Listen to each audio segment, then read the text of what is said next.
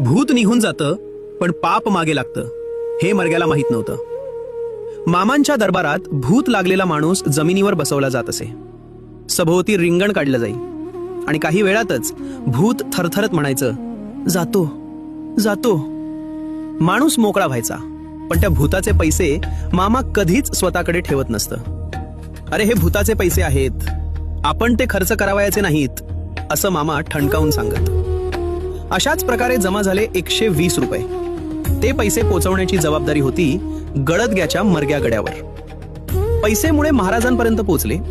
महाराजांनी त्यातून 6 आणे माझ्या खुळ्या बाळू धनगरला दे असे सांगितले होते।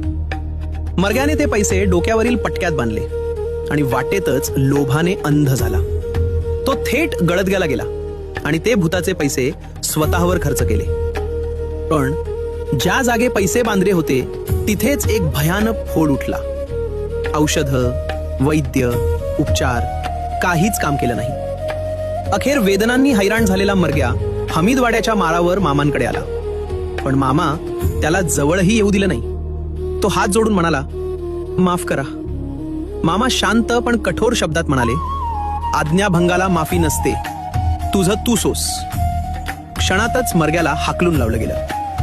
गावात परतल्यावर फोडाच्या वेदना असह्य झाल्या आणि त्या वेदनातच मर्ग्या गड्याचा अंत झाला। ही कथा सांगते, मामांची आज्ञा म्हणजे आदेश आणि लोभाचा शेवट नेहमीच भयंकर असतो।